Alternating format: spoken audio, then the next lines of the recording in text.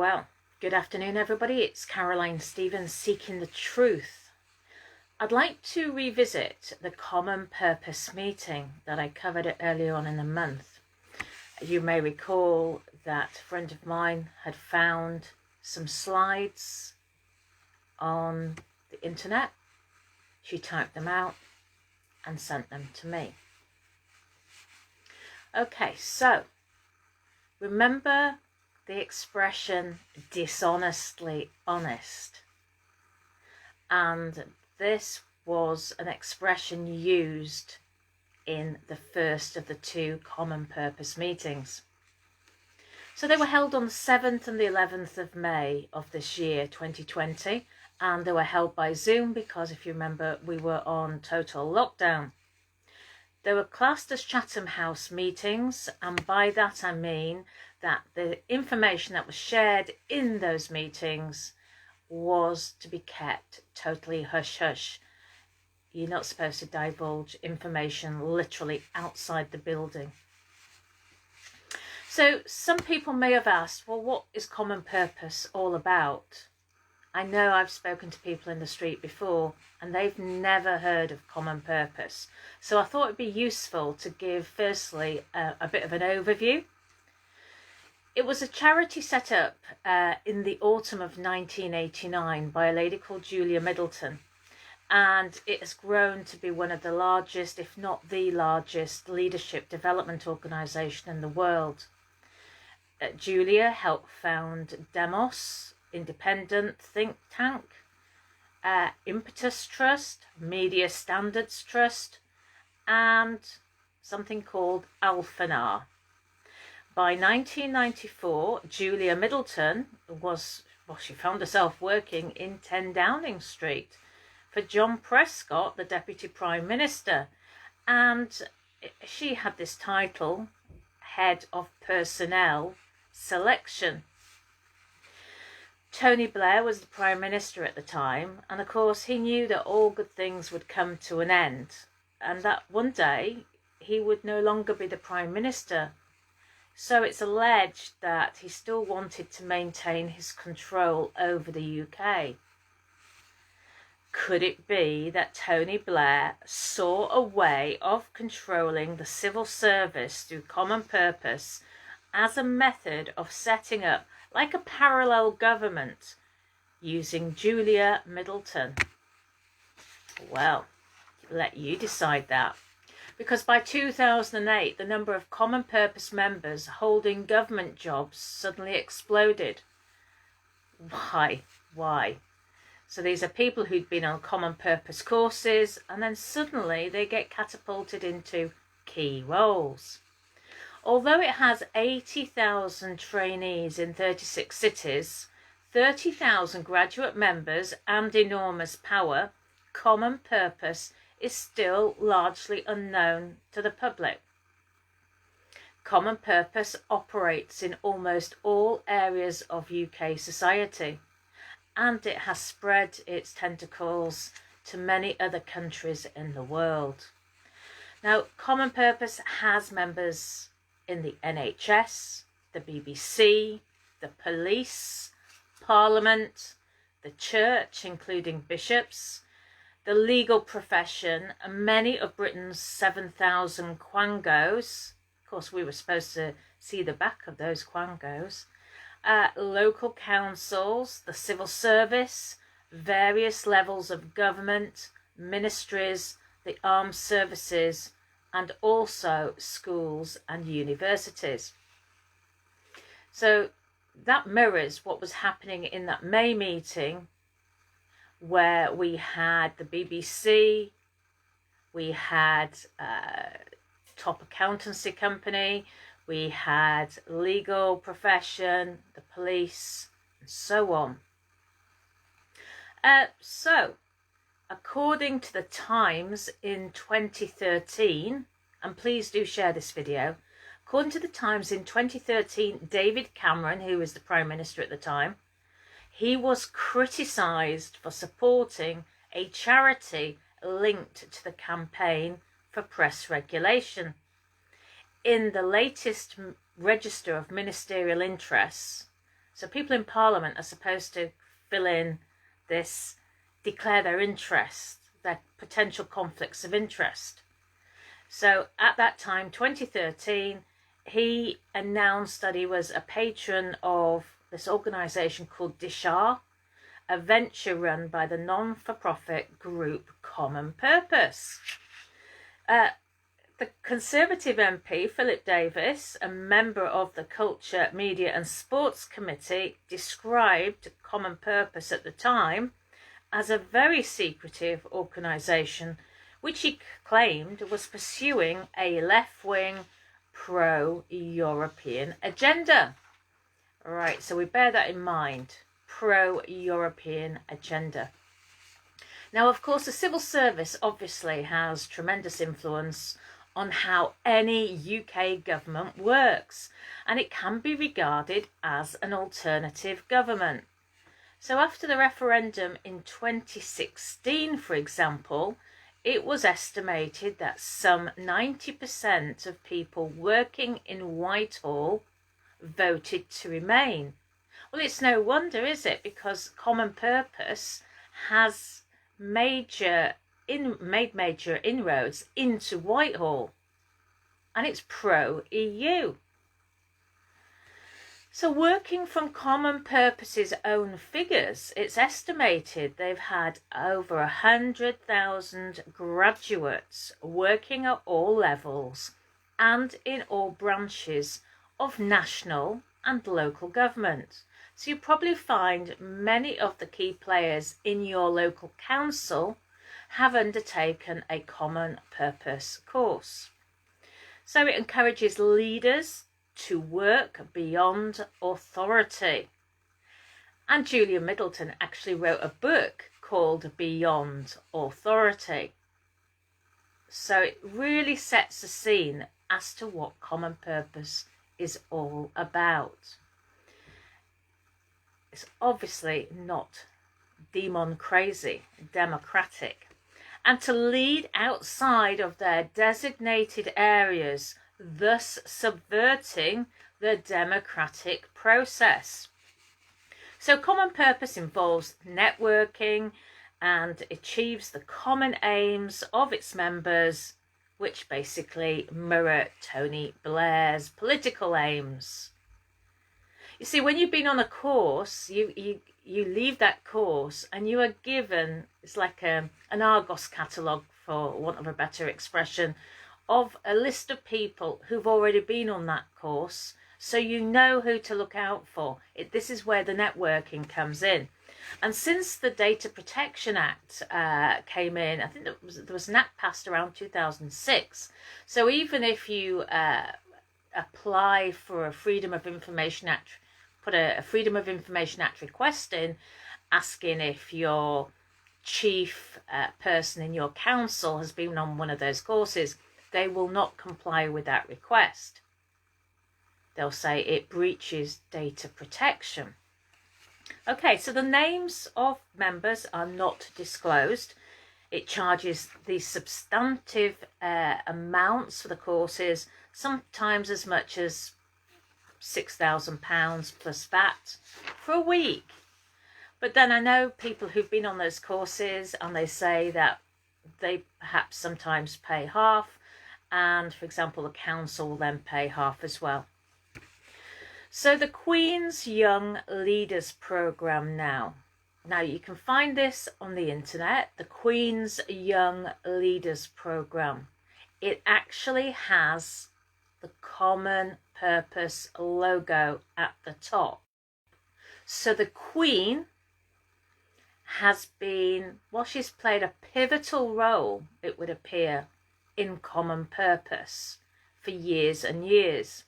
And this Queen's Young Leaders Programme was established by the Queen Elizabeth Diamond Jubilee Trust in partnership with Comic Relief, the Royal Commonwealth Society and the University of Cambridge's Institute of Continuing Education in honour of Her Majesty the Queen's lifetime of service to the Commonwealth.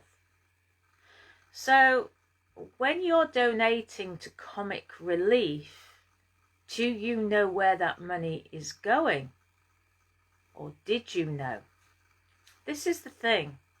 It's another form of, it's almost like a taxation, isn't it? Okay, so this Young Leaders program, it was launched in July 2014, and it set out to discover, celebrate and support exceptional young people from every Commonwealth nation who are leading the way in transforming not only their own lives, but the lives of those people around them. So each year for 4 years, 60 awards were given to exceptional young people aged between 18 and 29. And the last cohort received their awards in 2018.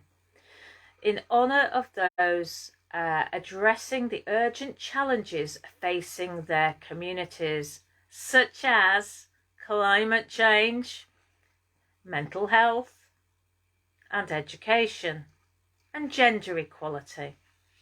You see where the indoctrination on the climate change is hitting at us from all angles. The Common Purpose side and the Queen have been pushing for this quite openly since 2014. So as part of the award, winners took part in a year-long online leadership course, and they received one-to-one mentoring support. How many people knew this, that the Queen was in charge of this?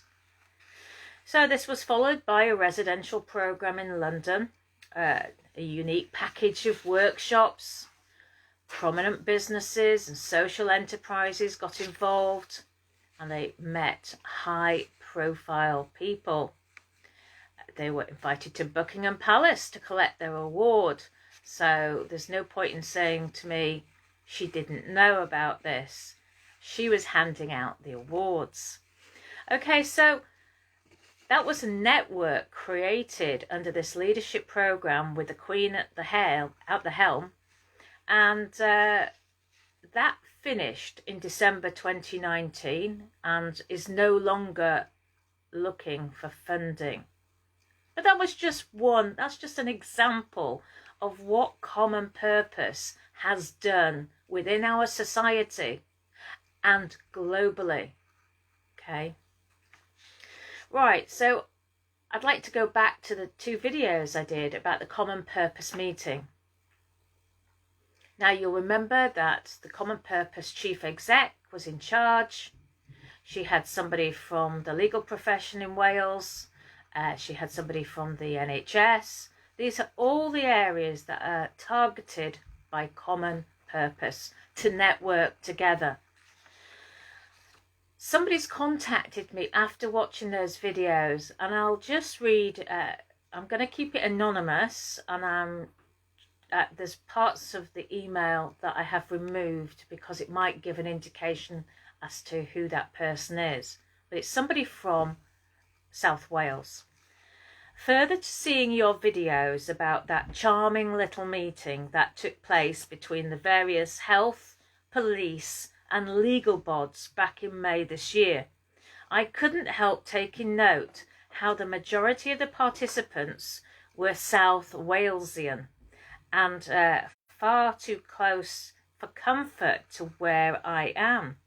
Now, I believe that Cwm Taf Morganwy Health Board was picked as the pilot health authority to plan for and implement the rollout of the health-related machinations of this agenda. So to this end, I have copies of both a job advert from them for a project manager for the mass vaccination of the population programme, which was mysteriously pulled after some limited alternative media exposure. And also I've got the September edition of their draft plan, under which the rollout date was set for the 18th of October. although clearly events since have thwarted that, albeit I very much do not doubt only temporarily. The plan contains some stark giveaways, which I suspect weren't intended to be in there. Another reason why they pushed for the job and project has suddenly all gone a bit quiet.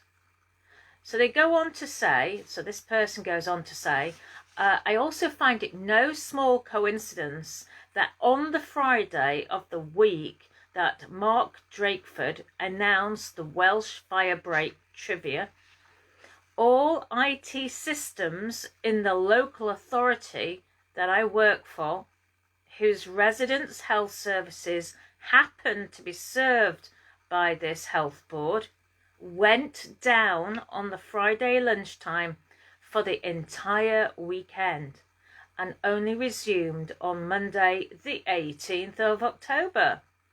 And also nothing to see here in Drakeford announcing the fire break the Monday after the job advert mysteriously disappeared. Some funny things going on in Wales.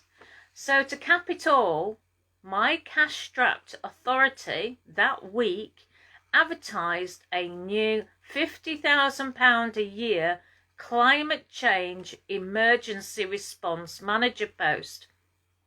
No agenda, no green conspiracy, move along, nothing to see here. See, it's all been planned. All fits with that meeting.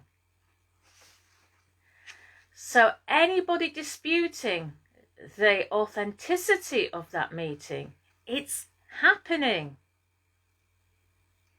Another person has written, thanks for those videos.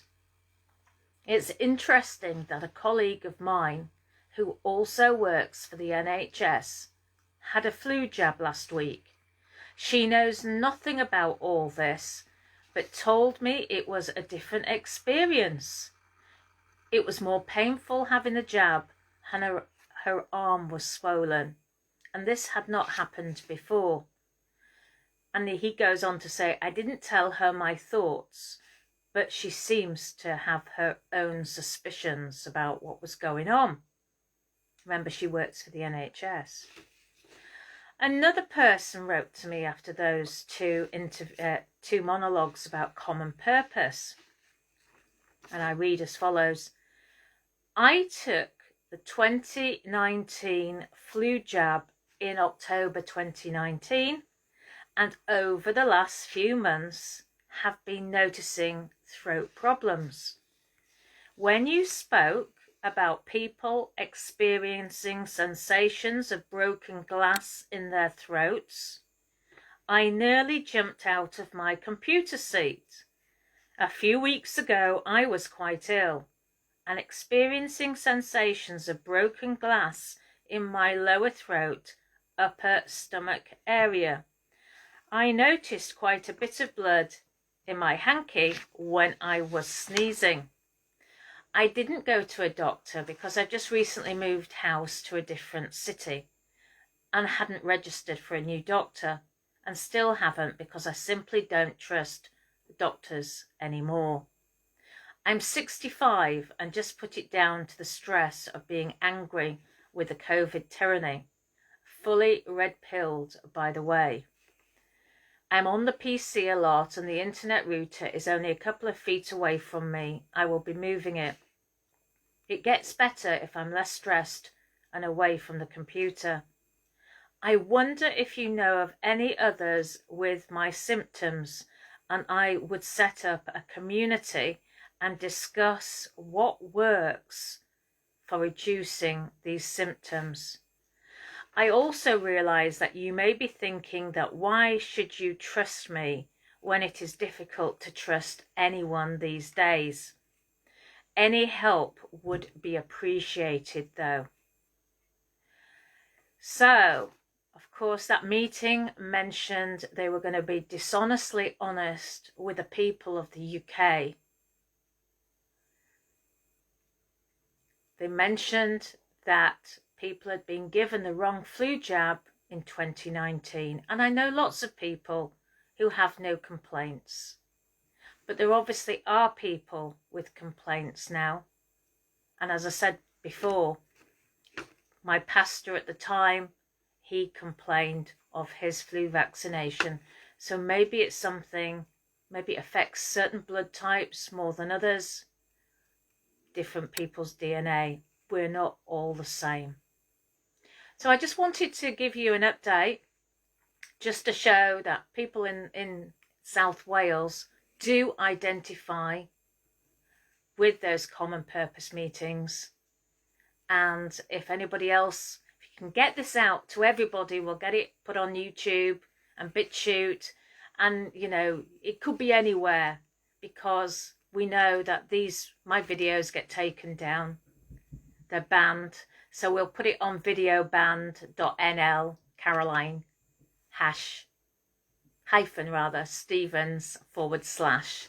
So that's where it will end up. So please do share. I know that there have been some really important people in the truth movement who have shared my videos recently. Please do. Humanity, men and women, not just of the UK, but worldwide, they need to know what is really going on. Okay, this is Caroline Stevens Seeking the Truth. I hope you'll join me at 10 o'clock tonight. I've got a very, very special guest from Portugal. I think it should be, well, it will be a good interview. A very, very knowledgeable person, but I'm keeping his name under wraps for now. Okay, I've not interviewed him before, but the joys of networking.